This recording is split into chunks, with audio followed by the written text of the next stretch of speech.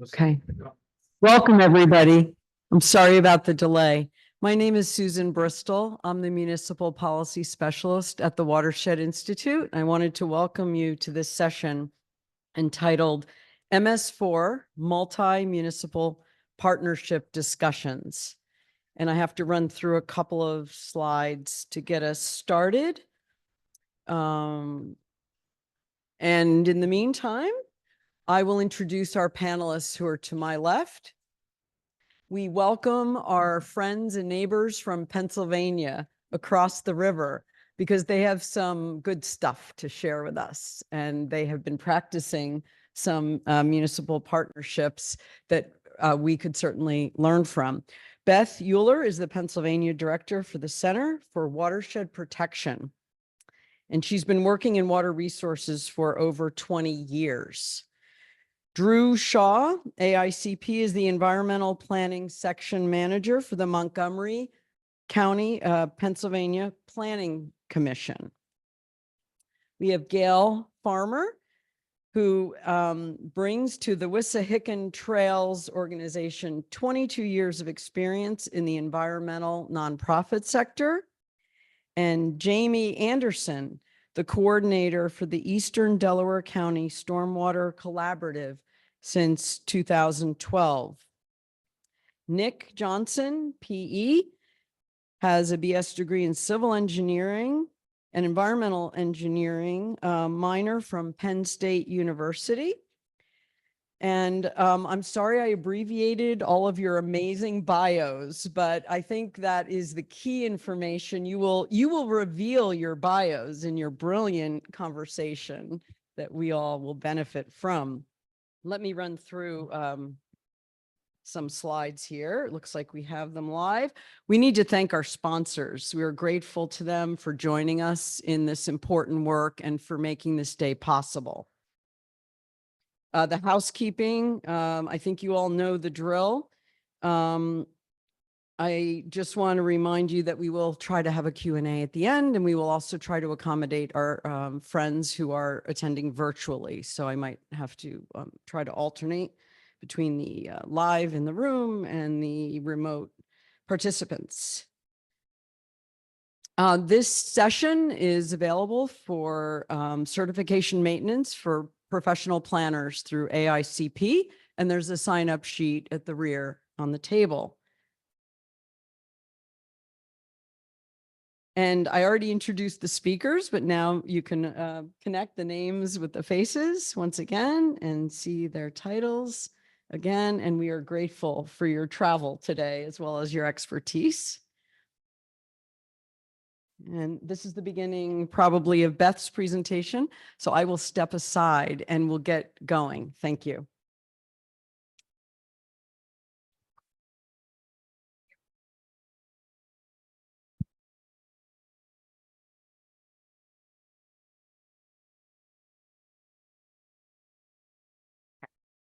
All right, thank you very much for your patience, everyone, and getting this started today.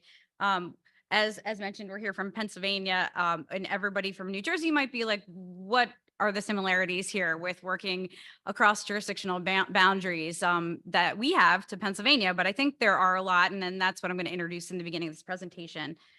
So the outline is just, I'm going to do a brief background. Hopefully it's brief. And then I'm going to ask our panelists to share their experiences with working in multi-municipal collaborations in Pennsylvania. Sorry for the horrible quality screenshot from the EPA website, but this is just giving you a high glimpse of what the regulated community for NPDES MS4 permits looks like, kind of in the Mid-Atlantic region. All of the blue is the phase 2 permits. There's 6,695 phase 2 municipalities that have, or phase 2 MS4s nationally. And something to emphasize that this is straight from the EPA website. That's only 4% of the land area. So that's only 4% of the land area of municipalities or jurisdictions in the United States, but it's over 80% of the population. So this permit is really designed to mitigate urban impacts, which is what we've been talking about, impervious surface and uncontrolled stormwater runoff from impervious surface. So you can see similarities between New Jersey and Pennsylvania. Pennsylvania is a much larger, physically, geographically an area, but we are segmented just as much as New Jersey is in terms of local governments. We have 67 counties and 2,560 municipalities that have to try to potentially work together on water related issues in meeting MS4 requirements or sometimes in involuntary water quality improvements.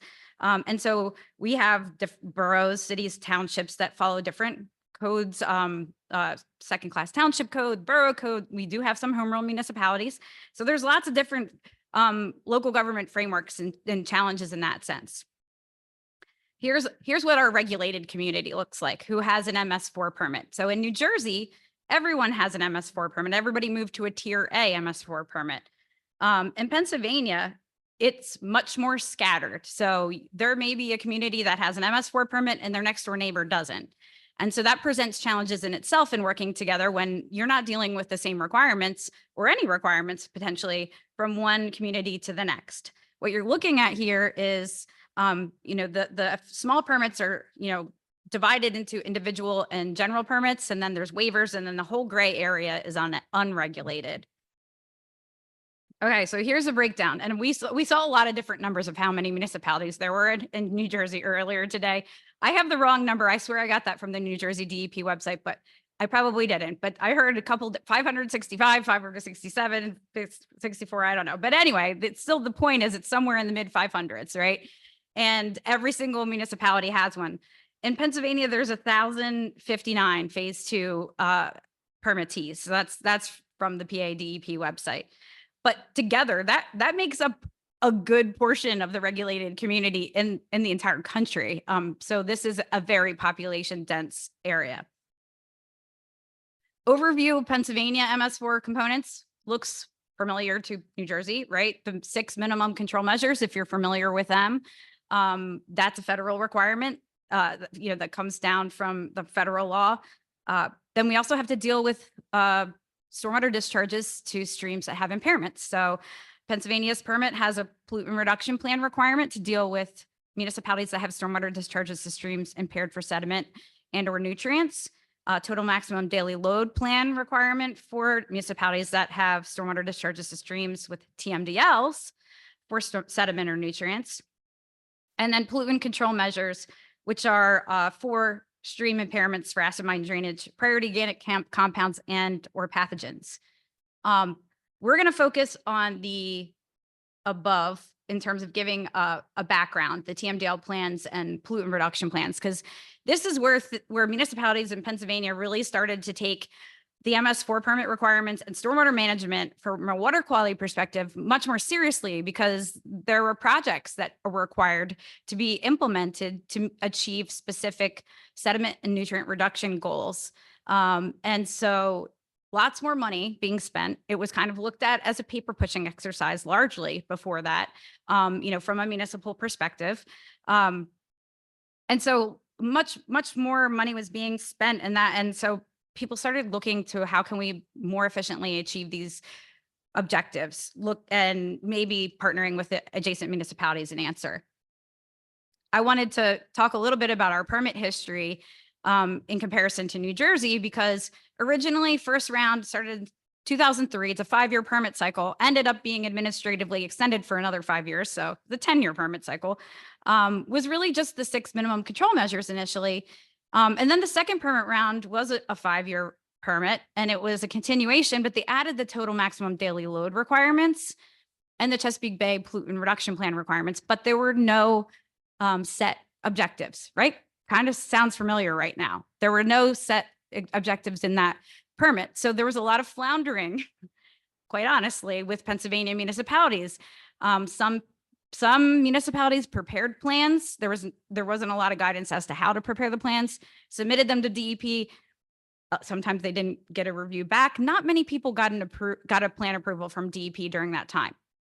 And there was no enforcement from DEP on not implementing it. And so there was a large improvement in the last permit round, which is where we are currently, in terms of clarifying what those requirements were. And so they're being enforced much more clearly as a result. So to give you an idea of what this is, total maximum daily load plans, to develop a plan to address sediment and nutrients, reduce it by 10% overall. Let's just broad sweeping strokes here, 10% in a 5-year implementation time period to reach, achieve short-term goals. And then you have to develop a general plan for long-term objectives, which is beyond the 5-year implementation period. And those are some just general project examples. Pollutant reduction plans, very similar, except for the streams don't have total maximum daily loads that are approved by EPA. They're listed as impaired on our integrated report. So they have short-term goals that have to be implemented over a 5-year period, but there's no long-term objectives associated with that. And here's what the components are. Very similar to what you would think of as a watershed plan and maybe what a watershed improvement plan might end up looking like. Public participation's required, mapping of your stormwater system and the drainage areas to your outfalls, identifying what the pollutants of concern that your plan is addressing, determining existing pollutant loading, selecting BMPs to achieve that 10% sediment reduction, and then identifying funding mechanisms, which can't be, we're going to apply for grants. It has to be, where is this going to come from? Yeah, I have a grant already. Okay, that's acceptable. If you don't have another source of funding, you have to say it's coming from your general fund or a capital fund or something like that. And then, of course, you have to identify responsible parties for operations and maintenance as part of the plan as well. So I spent a lot of time over the past year talking with a lot of regional collaborations in Pennsylvania with a focus on those that are working together to meet MS4 requirements. Okay, so there's groups working together for a lot of other reasons in the water related field and cross sector, but these are specifically multi-municipal groups that are prioritizing MS4. And so as you can see, there's a broad array. There's not a whole lot of activity in the western part of the state. There's a lot of activity in the Chesapeake Bay. And then a lot of the groups that have formed in the Delaware River watershed on the eastern part are all TMDL watershed related. And so there's either TMDL related or county related, kind of naturally they form based off of a TMDL or based off of kind of a county as the original framework. So those groups kind of fall into these overall buckets. And the first one is they're led, the Christina Watershed Municipal Partnership and Perkiomen Watershed Conservancy. They're led by like nonprofit organizations and largely are addressing minimum control measures like public education and outreach, public involvement and participation, maybe some training, things like that. They meet regularly, exchange ideas, but it's informal and no intergovernmental agreements. The second is very similar. Berks County, it's just a county-led effort. That's very similar to number one, but they do have an intergovernmental agreement. And then all of our panelists today are in the third bucket, which are the groups that are working together to address the pollutant reduction requirements. So they have a plan that's joint, how they're going to do it, and then they undertake actual projects to reduce sediment and nutrients to their watersheds. And Eastern Delaware County has a little bit more that they also do beyond that in terms of the minimum control measures.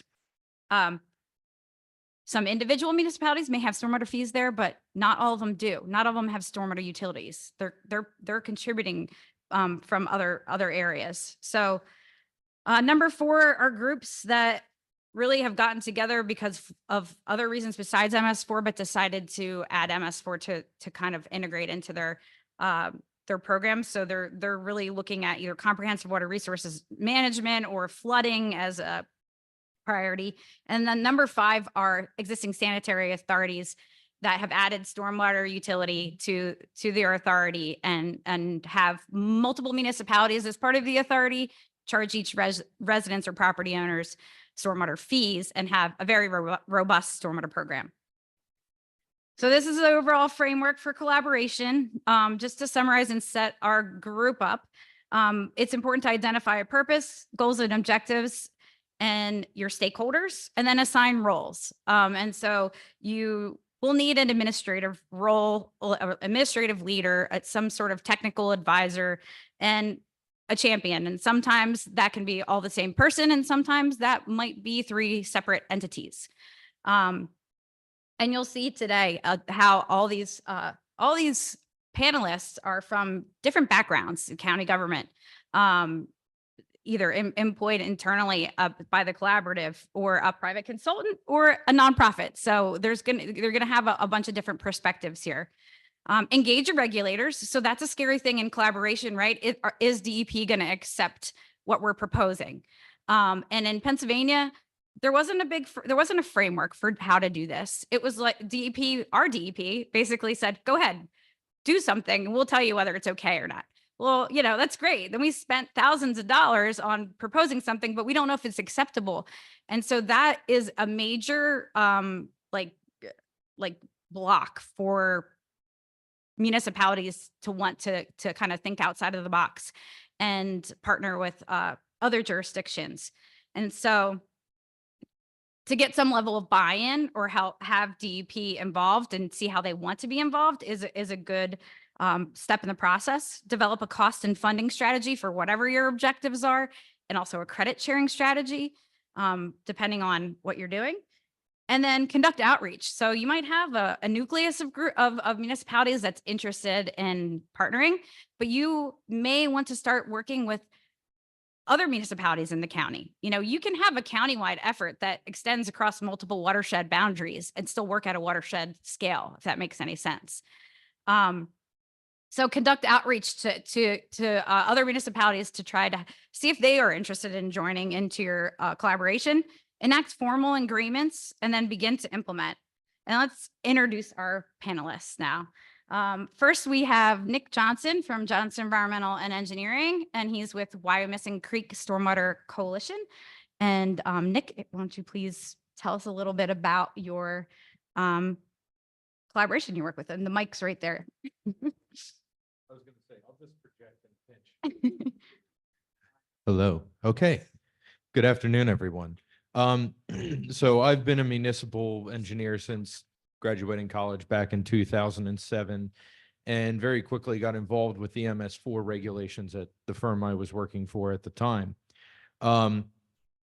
Strangely enough, I helped found the Wyomissing Creek Watershed Coalition because the firm I worked for at the time represented 5 out of the 8 municipalities and had a working relationship in one capacity or another with the other 3 of the 8 municipalities. So I kind of made a call to arms to say, hey, everybody, I don't know that anybody can go at this alone. Let's start working together.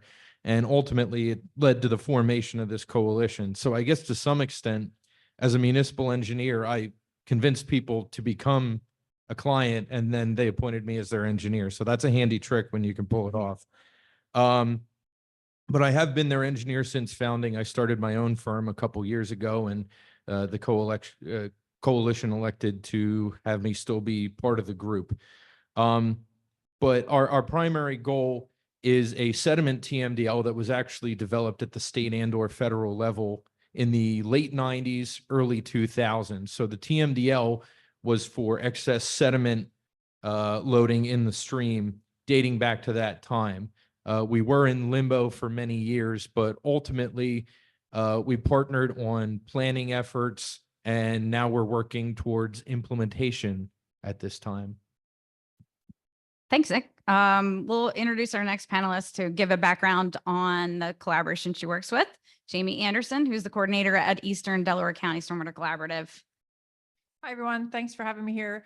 So the Eastern Delaware County Stormwater Collaborative, which is a mouthful to say, was created by the Delaware County Planning Department in an effort to try and streamline and increase the ability for smaller municipalities, particularly in the eastern suburbs, to be able to handle their MS4 permit requirements. So it started out focusing on the MCMs. We created some pretty robust residential outreach programs through this. And then when the pollutant reduction plans came down the pike, we had some meetings to see who of the 11 municipalities that were members would be wanting to join in on a joint pollutant reduction plan. So we had 8 agree to do that, which was kind of scary for them at first, I believe, because they were putting real money on the line. And it was we have an intergovernmental agreement for the collaborative, but it was the second intergovernmental agreement that was going to manage the PRP. So we have been humming along, waiting to see what happens in the next permit round, but we've been accomplishing some big projects. And we're just excited to keep moving forward. All right. And finally, we have Drew Shaw, who is the Environmental Planning Section Manager at Montgomery County Planning Commission, and Gail Farmer, who's Executive Director at Wissahickon Trails, who are both closely involved with the Wissahickon Clean Water Partnership. Thank you, Beth. Yeah, I'm Drew Shaw. I'm an environmental planning section manager, but I'm also, we're under contract with the partnership to help facilitate this project. Project began, we're a little bit beyond, I think, the MS4 and PRP program, because the project began when EPA came out with their draft TMDL for phosphorus in the watershed. We looked at it and we said, really expensive, technically might not even be achievable. You know, we're talking about 98% removal of phosphorus in wastewater and so on. It was just seemed very, very, very strict. So EPA said, well, we do have this option in our regulations that allows municipalities to join together and prepare their own plan to achieve water quality standards. And everybody said, well, that sounds great. We'll try and do that. It's got to be cheaper and easier than what EPA is proposing. And then DEP and EPA said, great, we're not going to help you. We don't have any guidance. We don't have any standards. We don't have any framework. Just go ahead and do it. So the Planning Commission facilitates things. So we said, we'll facilitate, and municipalities and the Watershed and some other groups have been with us ever since. I'll add. So Wissahickon Trails, we got involved in 2015 when, the William Penn Foundation actually funded a group of technical advisors to work with the partnership on developing the first draft of the water quality improvement plan. So we had Temple University scientists doing 2 years of monitoring. We had Wissahickon Trails, the county, Pennsylvania Environmental Council, and a contractor named Cerulean, working to draft the plan. So the first water quality improvement plan was actually put together by a group of nonprofit and academic and county technical advisors. And I think that that's just an interesting part of, and that was really thanks to William Penn Foundation funding. All right, thank you. That's a good introduction. And I think Wissahickon Clean Water Partnership is unique in that sense, in terms of the fact that it's an alternative TMDL. They're working together basically to propose something completely different than what EPA has approved. And so interested to hear how the progress has been on that. I guess, let's see here. I want to say, Jamie, why don't you tell us a little bit about how your collaboration is structured in terms of, like, how often do you meet? Do you have a board? You know, or like, do you have somebody that's a chair that is elected? You know, things like that. Oh, yes. All right, there we go. So we have a board that is made up of a designated representative from the municipality that's a member. And that can be anyone. It could be the manager, it can be the engineer, it could be someone on the planning commission. Sometimes we have the recreation people. It's whoever the municipality wants to be the member. We're a very friendly group. We meet once a month, the second Tuesday of every month. You're all welcome to venture to Pennsylvania and come to a meeting if you would like. We would be happy to have you there. So we focus on stormwater, but when you have a bunch of municipalities in the room, you sometimes venture off and talk about other things that they might be interested in chatting with. The annual dues are $2,500, and that's only possible to do the work we do because we've been successful in getting a lot of grants to do the outreach work that we want to accomplish. A lot of the communities are socioeconomically challenged, so that is a lot of money for them at times, $2,500. The pollutant reduction plan group is somewhat more complicated how they pay their fees. There's a pollutant load percentage that they bring to the table.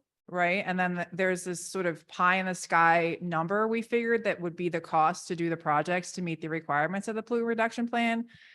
And we figured the fairest way would be that they pay a percentage, whatever percentage of pollutant they bring to the table is the percentage of those fees they have to pay to do the projects. And that was the most equitable way to divvy up the cost of doing that. And so that helped us generate a pot of money. Most of most, if not all of them. Nobody has a stormwater fee and they all pull the money out of their general funds. So it's a lot of money for some of them, for especially really small communities that, a lot of places have environmental justice designation to, outlay $30,000 a year to do stormwater projects. But again, we've been able to get a lot of grant funding, to do that. So there's two separate boards. We meet the same day. The first meeting is the regular collaborative that does the MCMs, and then we meet with the PRP. We do have like a chair and a vice chair and a secretary and treasurer. But we're really just sort of a low key kind of group that gets together and can make it work. Does your intergovernmental agreement have like a timeline associated with it? And how often do you stamp that? Yeah. So after the first 5 years, we passed another intergovernmental agreement. It's expensive for municipalities to sign on to those because they have to pass an ordinance to do that. And so the second one we did, we left it open-ended. And so the PRP intergovernmental agreement is associated with the PRP we put together. So we're not sure what's going to happen in the next permit phase. I'm going to pass it along to Nick and see how that works in Wyomissing. So like so many things, we seem to be a little bit unique. But well, I should say we are formalized by an agreement. There were 2 steps to the agreement. We have monthly meetings. We have a representative from each of the 8 municipalities who votes on day-to-day items. As a consultant, I am also the recording secretary, but non-voting for obvious reasons. It's bad enough I created an organization as a client. It'd be even worse if I was approving my own bills. But all that being said, there are certain big ticket items that the board members have to go back to their municipality to get additional buy-in. But generally, month by month, we handle things with the 8 members, and most decisions are just made by a simple majority of the quorum present. Other things need to be a super majority of the whole membership. I guess some of the other stuff about how we operate would be better covered under the dedicated funding source, but the local conservation district, soil conservation service, whatever term you want to use, is also a non-voting de facto member of our group.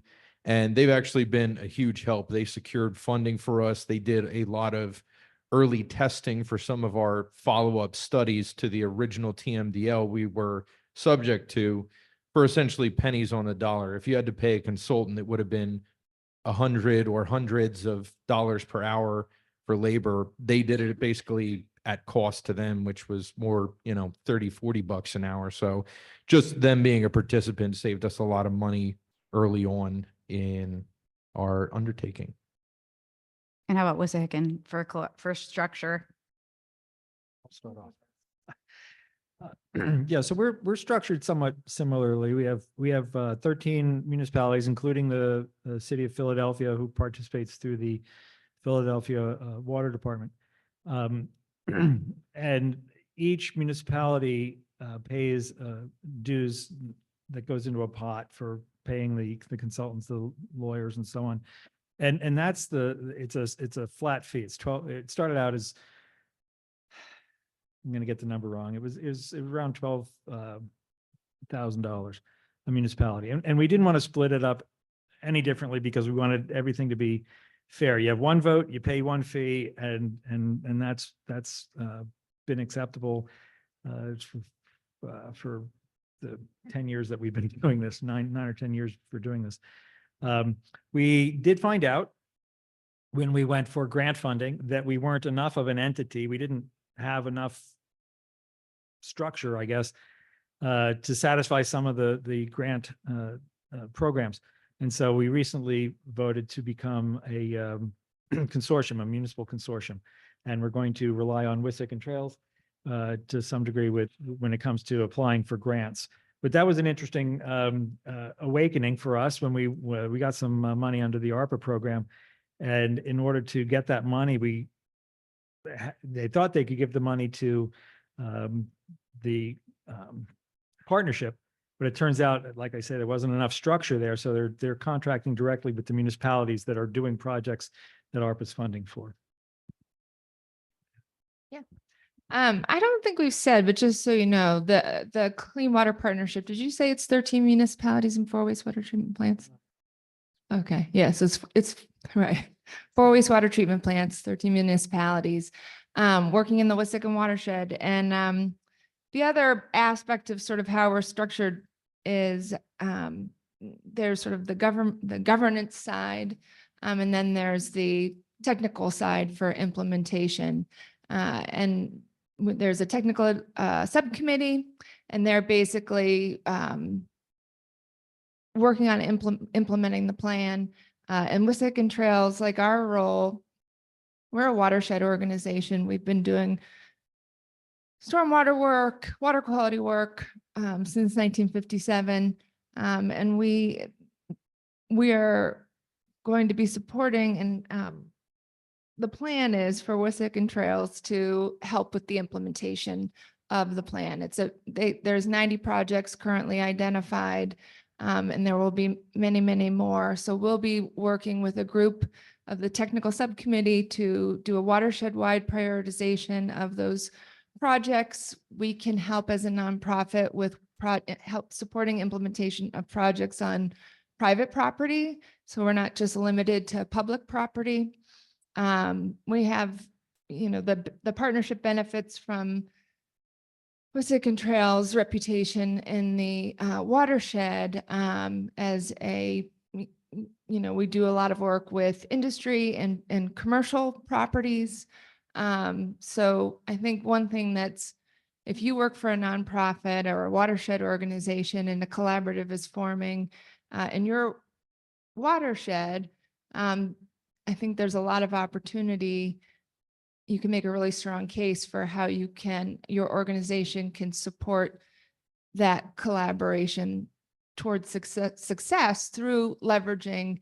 There are things that we can do as a nonprofit that the municipalities can't do, that will expand and maximize the work that you can do across the watershed. Yeah, and I think from my experience working with other collaborations too, nonprofit organizations, really, they have that on the ground relationship with that some municipalities might not have. And so they're able to bring project opportunities to the group a little bit more readily sometimes, or different project opportunities, let's just say.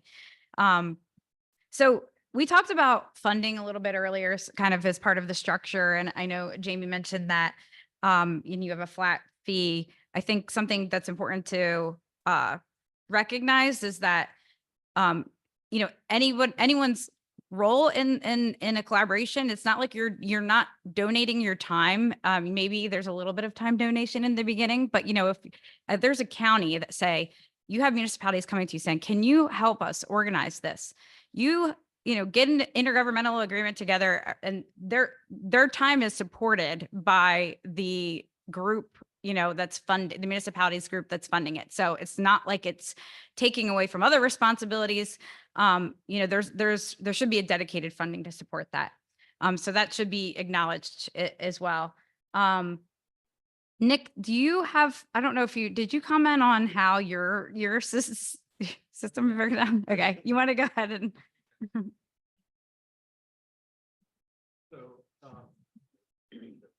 So, sorry, still projecting.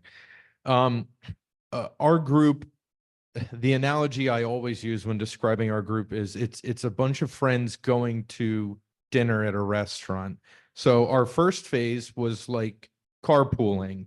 When we reassessed the initial planning, everybody hopped in the car together, and whoever was driving said, hey, can we split gas money evenly? And everybody kind of looked around and said, oh, that seems fair and reasonable. And all costs for our initial planning and studies and whatnot were done. Everybody paid the same share. And I have to apologize. I poured over some of my records and I don't have exact numbers, but it was something to the tune of $8,000 to $10,000 per municipality spread out over a number of years. And that was supplemented by some smaller planning grants we got, partially through the Center for Watershed Protection's help, partially through our local conservation district. Now, sticking with the analogy of friends going to the dinner, you get to dinner and 5 people order side salads and then 3 order surf and turf with appetizers and drinks. It was no longer appropriate to split things evenly 8 ways. So at the time, we began to move towards actually implementing our plan and doing major capital projects. A new IMA was developed between the municipalities where it was proportionally allocated to some extent based on size and more specifically urbanized size relative to the total urbanized area in the watershed. It is important to note, though, that the smaller municipalities, or at least the municipalities who have a smaller share of the watershed, consented to put a cap on the 3 largest municipalities ordering surf and turf. It's like you paid for part of their appetizers, but let them pay for their steak and lobster. So essentially, these 3 municipalities were, say, 24%, 27%, 21%, and the group agreed to cap them at 20% and have the smaller municipalities take a larger share proportionally than what realistically was their responsibility. And you might say, who on earth would ever consent to that? And trust me, it sounded just as crazy in Pennsylvania as it would sound in New Jersey. But it has to do with demographics. Your urbanized, smaller municipalities have been developed for 100+ years. There is no available land to implement a practice. Most of the municipality was constructed well before stormwater management, other than building pipes just to get the water the hell away, was even a consideration. As such, the larger, more rural, or at least more recently urbanized or suburbanized municipalities have a lot of available space for projects. They have much wider swaths next to the actual stream to do restoration projects. And they have stormwater management facilities installed by developers when they built a housing project of some sort, that it is more economically viable to retrofit an existing practice than try and buy up a block worth of houses at market value, knock them down, and wedge a stormwater basin in. So that is an unusual but fortunate thing for the Wyomissing Creek Coalition. So that basically is, they didn't have any incentive really to partner with the smaller municipalities that didn't have space to implement projects. So by giving them a little bit of a benefit, monetary benefit, then that incentivized them to participate. Correct. Mhm. Correct. I think another thing that's important to think about too is that I don't know if this is true of any of the groups here, but some groups, it might be important to some of those municipalities that don't have space to implement, say, like more higher pollutant reduction, cost-effective practices, that they might still want to work it into agreement that they want some of the projects in their community so that they see their community sees some of they actually can visually see some of the benefit, even if it is a little bit more of an expense. And some collaborations may elect to do that.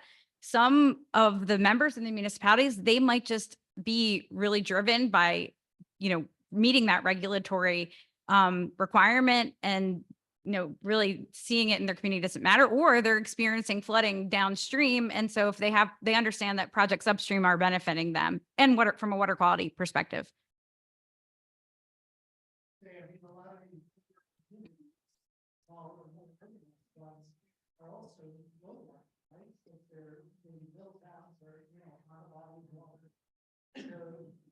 They really are downstream of all these other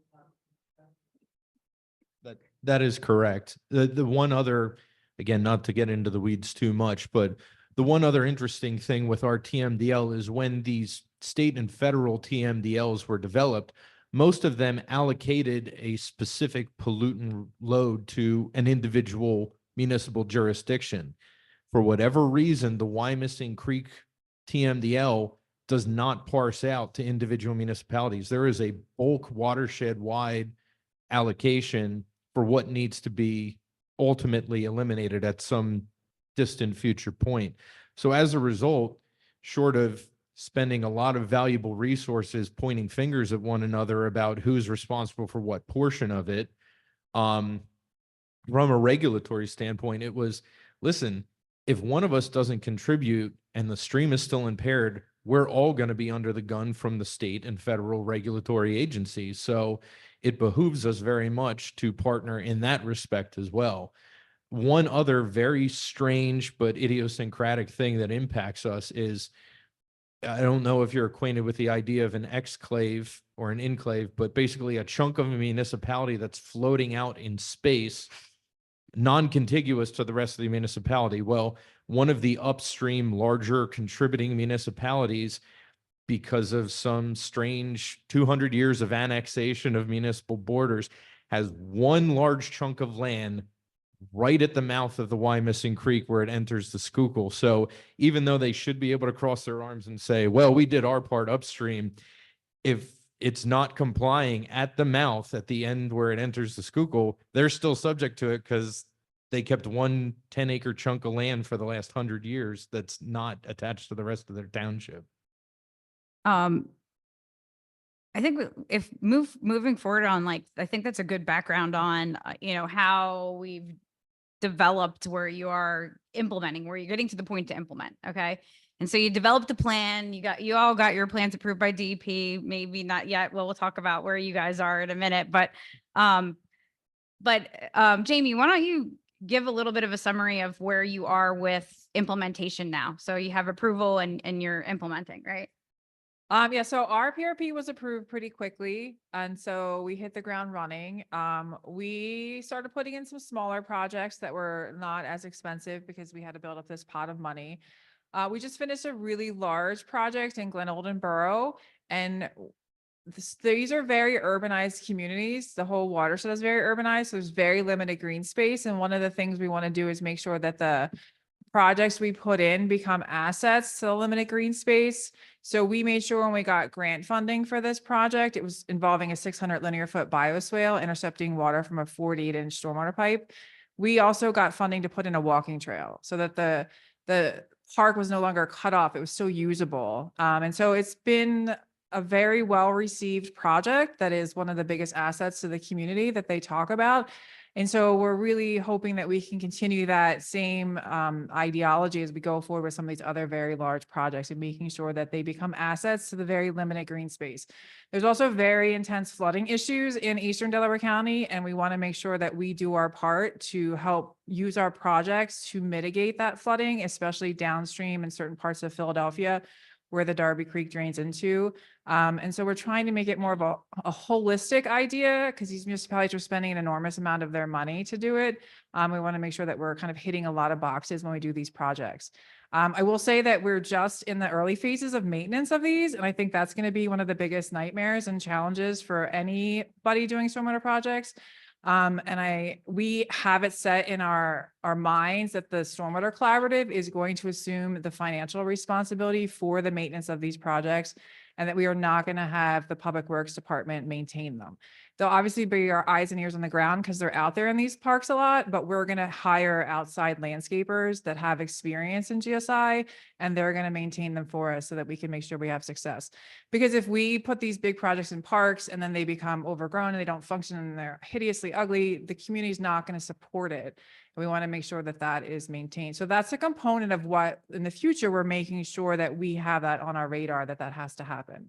That's another expense that we have to make sure that we maintain. But if you're working collaboratively, and I put a huge $1 million project in Glen Olden that's now changed the shape of the park and they can't just mow it, I've just increased the maintenance costs for that park, and it wouldn't be fair for them to have to incur those increased maintenance costs. So that's something that I think that gets forgotten as part of these projects, and it's something that we are paying very close attention to. Drew, do you want to talk about where you are with the status of the Gail, yeah, whoever from the Wissahickon. Is it on? Yes. Okay, so we do not have an approved plan yet. The partnership submitted the first draft at the start of 2020. We heard back from the regulators at the end of 2021. I think the pandemic, I don't think we even met that year, 2020. And the partnership is just, we got our feedback from the regulators, and they've been working on the revisions, and the goal is to get it resubmitted at the end of the first quarter of 2024. So next month. So, but in general though, so this is an acceptable process to DEP. It's not like, the municipalities that are in the collaboration are in any kind of violation or in trouble for No. going through this alternative process Right. and being delayed. So Right. Yeah. It's been 10 years and there've been a lot of meetings and regular check-ins with the regulators as the years have passed. But the partnership, I think one of the things that they're doing that is good is that they aren't waiting for the regulators to approve the plan to start putting projects in the ground and moving forward with governance planning, implementation planning, getting funding. Drew put in a grant to the county for ARPA funds for 1.4, 1.5, 1.3. I was close. And that money is being distributed, right now to put projects in the ground. So things are happening. okay, that sounds good. Anything you want to add? Yeah, if I could just add one, in terms of getting the plan approved, this has been a very congenial process, surprisingly so. EPA and DEP have been very patient with us. It's taken us a while to get organized and then to get a plan and then respond. They gave us a letter with 25 comments that we need to respond to. And during the following year, we met, I think, 5 times with a small group of from EPA and DEP to discuss our strategy for addressing this plan or this comment or that comment. The plan is, maybe this is getting ahead to some of the challenges, but one of our initial challenges was we did not agree with DEP and EPA when they said phosphorus is the issue in the watershed. We said it's stormwater, it's disrupted or degraded hydrology, it's the urbanization. And so our plan is saying we're going to address that first. And then once we have improvements there, we can look and see, what is the role of phosphorus. So we're not saying EPA and DEP are wrong. We're just saying that we want to address something first. And they've been very good about that and very cooperative. I mean, we're sitting in meetings and they're saying, oh, well, you should look at this set of data, or you should look at that process. So it's been a very collaborative process, even with the regulators. Nick, do you want to give a brief status of where you guys are with your objectives and then roll into challenges or the challenges in achieving them? Certainly. I mean, we're fortunate with our initial studies, even before we had an approved plan, we had over 100 projects identified, ranging from little rain gardens on municipal property to major retrofits of existing infrastructure or stream bank restoration projects. But we have 2 small projects already implemented. They're tens of pounds when we have hundreds of thousands of pounds of sediment we need to remove, but you got to start somewhere. But we basically have one of our capstone projects, so to speak, for our 5-year program, all but shovel ready at this point. It's designed, it's permitted, easements are prepared. We just need to get the landowners to sign on the dotted line. Long-term O&M is prepared, and we have the funds in our own coffers to do this project, but there's a chance we may get over $300,000 in federal funding to do it for us because of our collaborative. So that would certainly stretch our dollars a little bit. This project would make up almost or right around 1/3 of our 5-year obligation as well. So we're fortunate. We have one other project that makes up more than 1/3 that is in the early phases of design that we're actually going to have a meeting next week to address. But if we can get these 2 projects done, that's over 2/3 of our 5-year obligation. And then we essentially have a list of smaller projects over the next 5 years we hope to fill in with. So we have a long-term plan and we're working well into our 5-year permit plan as well. Anybody want to comment on challenges? There's no challenges. It's all benefits. No challenges. Everything's great.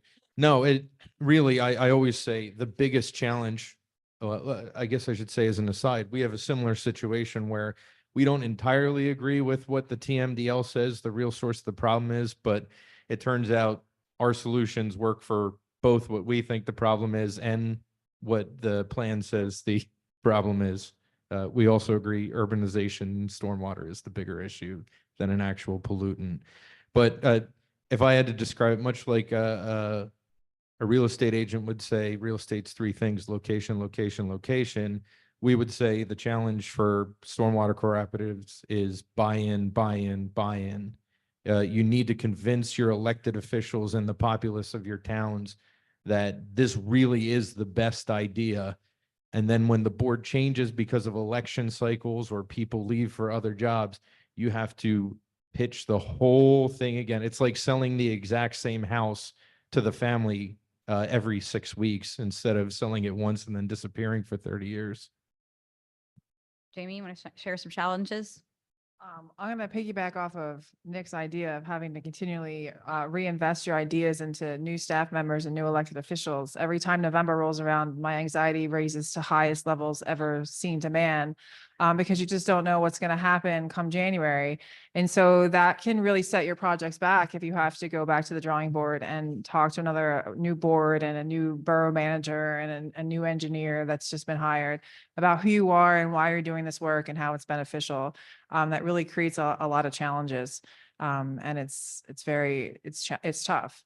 The other thing is just, where are the opportunities? It's very developed. It's, it's hard to find space to do the work that needs to be done in a lot of these communities. And the projects, I mean, we're right outside of Philadelphia, so it's very expensive to do stormwater management when you're near a very large city. The costs are astronomical, and they're just getting more and more expensive. So those continue to be some of our biggest struggles that we're trying to work through. Drew and Gail, do you want to talk challenges and then benefits at the same time? Sure. Oh, thanks. Yeah, it's not only the municipal officials that come and go, it's committee members. And we've had a fair amount of turnover on our management committee that really, certain times, we've lost I guess we've lost 2 of our co-chairs. And both of them have been real forces in moving the project forward, and then they step down, and there's a vacuum, and somebody else has to step up and fill that vacuum. And we're looking at a 20-year implementation period for this. So sustaining this group over that 20-year period is going to be difficult. But the benefits are very much worth addressing the challenge. I mean, water quality aside, I mean, that's our main goal, is to achieve water quality standards in the Wissahickon. And doing that is going to provide an incredible benefit to the creek, and aesthetic and environmental and economic benefits to the municipalities. So, that's a goal that's really worth, working hard towards. But the fact that the municipalities are working together on a project that none of them could do by themselves, and we're achieving it, is incentive for them to continue. Yeah. And so in terms of benefits, I mean, challenges, I just echo everything everybody said. For Wissahickon Trails, when you're dealing with a diffuse, decentralized water quality issue, a watershed-wide approach is our best chance of maximizing success. You're going to invest. We see municipalities one by one investing money in stormwater projects in little silos, and it's just like, it's a drop in the bucket. But if you're working together collaboratively, I mean, that's the message of the day, on a watershed-wide basis, prioritizing on a watershed-wide basis how you implement, that's our best shot of actually having measurable impact. So that's the number one benefit as far as I'm concerned. And that's why Wissahickon Trails, I mean, for us, we've been working in the watershed a long time, and there's lots of reasons to be, cautious about collaborations like that. It's fraught, but there's also so much to hope for. And I'm a glass half full kind of gal. And when I think about the partnership, I think, okay, today it's stormwater, 15 years, hopefully sooner than that. But, next it might be, what other forms of climate resilience work and adaptation work can we do? Can this partnership start talking about? It's like just such a great first step. Anybody else want to talk benefits real quick before we open up for questions to the rest of the group?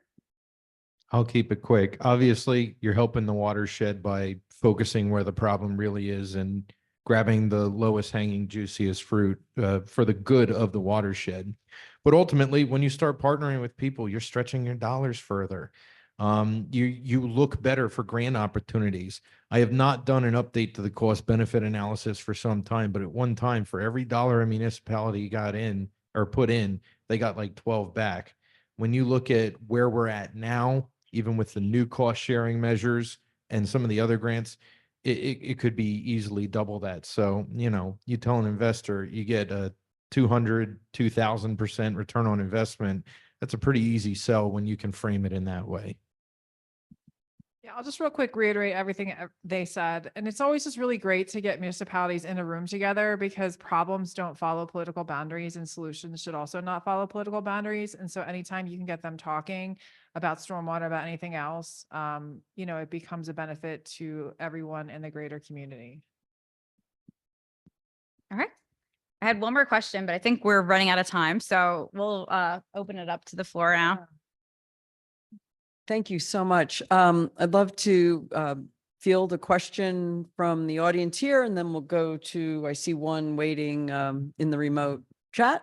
So Stuart, are you passing the mic for us? Thank you.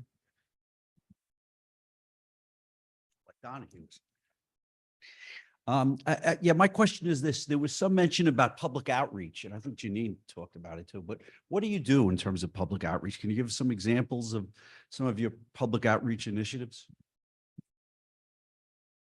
We have a really robust residential outreach program that we've created. And so when we're interfacing with residents and talking about stormwater and educating them on why it's important, it creates a will within the community for the municipality to invest money into that, and they see the overall benefits of it. So we do spend a lot of time really targeting any kind of education to residential communities. It could be stormwater, it could just be like, let's plant more trees. Because every time you talk with a resident and get them to know a little bit more, it really invests them more into their municipality. They're not going to be upset if they spend $100,000 on a stream bank project or putting in a rain garden. We have a program called Stream Smart Stormwater House Call where people can request us to come out to their property, and we'll actually go out a one-on-one and give them suggestions on how to make improvements to their property, small scale GSI. We do a lot of workshops where we'll give away, to get people to come. You can get free native plants, you can get a free tree, you get a free rain barrel. And that's been our biggest way to really do outreach into the community. Anytime you are going to give them something, they'll jump on that. So the questions so far have been about outreach, and that's a mandatory part of the MS4 program.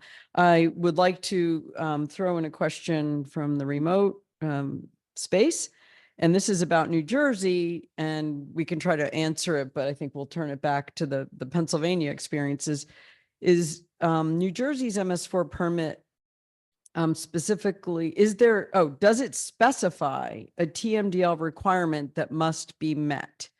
And I think the TMDL question is a mystery to a lot of lay people. It's my understanding that we're required to improve the TMDL situation, but we're not given exact numbers, goals or exact standards to meet.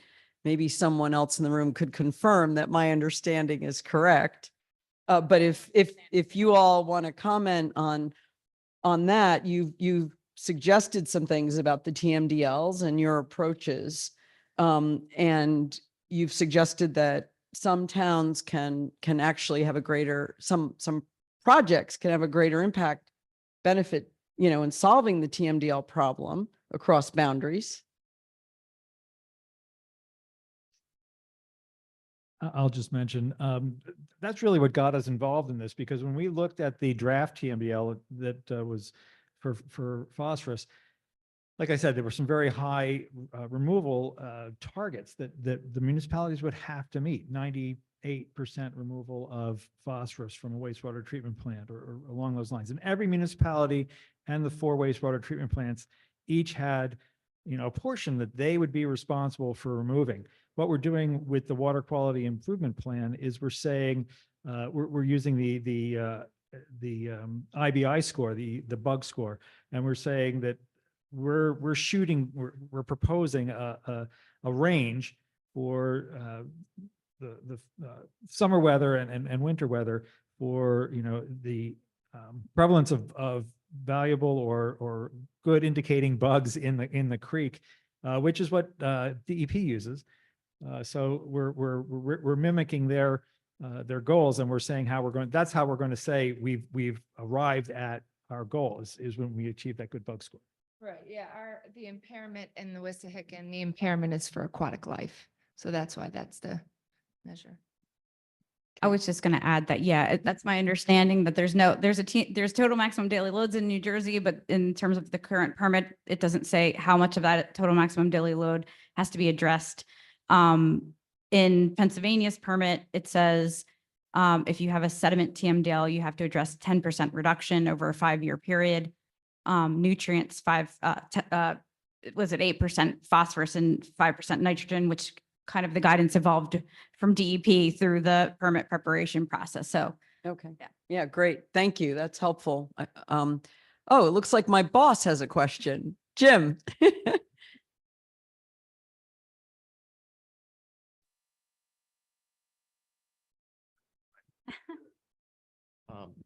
First, thank you. It's great to hear the perspective from across the river. At least one of you mentioned when it came to doing projects, some of them are on private land, right? We had a very nice grant from DEP. Thank you, NJDEP, a few years back to do 2 basin retrofits and 8 or 9 swales and rain gardens. And the hard part was not the design or the construction. It was getting the landowners to agree. One of which was a bank that wanted us to assume liability if someone tripped in the rain garden somehow. There's things that we couldn't.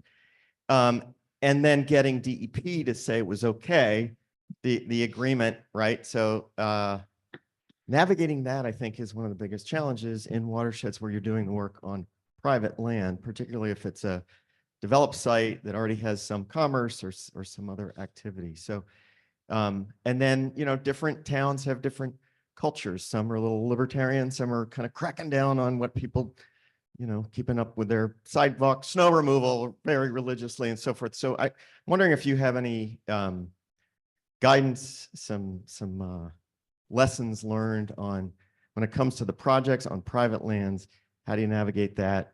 And how do you make sure there's maintenance on the back end of the projects? yeah, I was going to say, this is where the relationship with local watershed organizations and nonprofit organizations helps with private property. Yeah. Yep. Yeah, I would say that's a great question. And it is definitely a significant challenge. In Wissahickon Trails, we've done a number of large $multi-million projects on private properties with multiple partners and state funding and all that. And I think the first thing I would say, like from an advice perspective, is if you're not a watershed organization and you have a watershed organization, they'll be the ones you want to go to, is to build relationships with the property owners before you want something from them. So like, be that trusted, find a way you can help them that has nothing to do, like identify where you want to do your projects or properties. You're usually talking about bigger, more commercial, industrial, institutional type properties. And start that relationship building early. Because once you have a sort of a trust base built, you'd be amazed at what, just opens doors.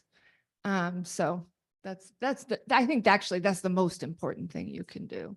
And the other thing is municipalities, like if you aren't working with a nonprofit, you're going to have to be willing to compromise with working on private property. So some municipalities, in order to get a basin retrofit completed on a homeowners association property, they may be willing to take the operations and maintenance responsibilities at that point. I mean, it's for them, they're going to have to ensure that homeowners association is operated and maintaining it anyway. So, they may have to take those responsibilities on, or else they're basically saying, here, sign this O&M agreement that you're going to do this, or else we'll fine you if you don't. But you're doing this voluntary project for us. So that's kind of, But in these regional contexts, right, do you have like a one size fits all maintenance agreement for all landowners within the watershed, or do you have very site specific? That's where it gets really tricky. Right?